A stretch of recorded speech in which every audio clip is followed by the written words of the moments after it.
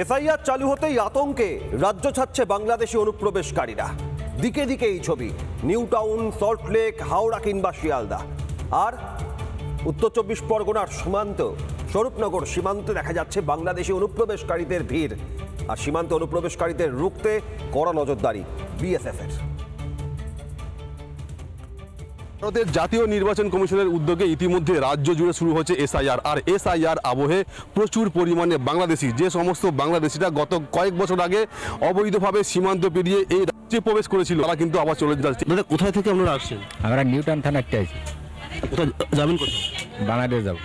কোথায় ছিলেন? নিউটাউন থানা। হ্যাঁ, ঝরুনগড়ির মধ্যে।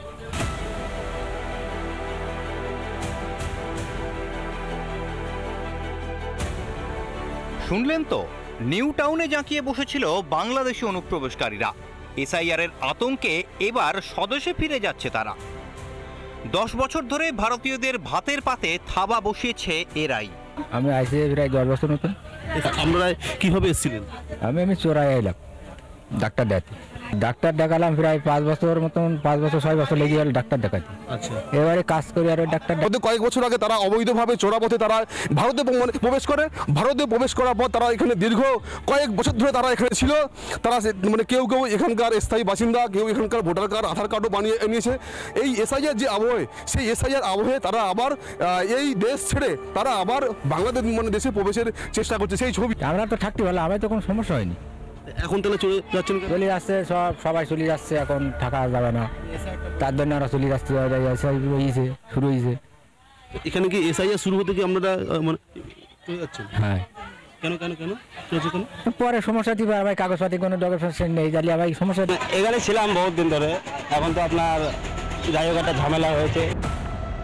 কাগজ এবার দেখাতেই হবে, বাঁচার কোনো রাস্তা নেই। তাই ভারত ছাড়ার রাস্তা বেছে নিয়েছে অনুপ্রবেশকারীরা। কেউ ছিল কলকাতায়, কেউ ছিল সল্টলেকে, কেউ ছিল হাওড়া সহ রাজ্যের বিভিন্ন জায়গায়। যেহেতু আমরা অনুপ্রবেশকারী, তো আইনগতভাবে আমরা অবৈধ, তো অবশ্যই আমাদের দেশে রিটার্ন যাবে। এটা হচ্ছে একটা বিবেক বুদ্ধিমান মানুষের কাজ। কলকাতায় ওখানে কাজ করতাম। আমরা কলকাতা থেকে। কোথায় ছিলেন? কলকাতায় ছিলাম। এখন বাংলাদেশে যাচ্ছে। ওই আমাদের একটু বাড়িতে যাচ্ছে, আমরা চলে যাচ্ছে এক কথা। রাজ্যে এসআইআর শুরু হতেই বাংলাদেশ সীমান্তে ভিড়। কাতারে কাতারে ঘরে ফিরছে অনুপ্রবেশকারীরা।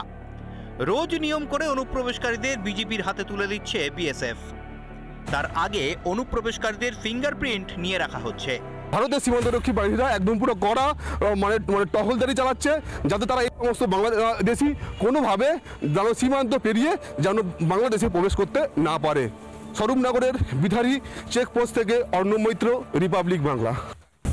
নানা ধরনের কন্টেন্ট দেখার জন্য লাইক করুন, শেয়ার করুন আমাদের ফেসবুক পেজ, সাবস্ক্রাইব করুন আমাদের ইউটিউব চ্যানেল। পাশাপাশি অন্যান্য ব্রেকিং নিউজের জন্য অবশ্যই চোখ রাখুন রিপাবলিক বাংলায়।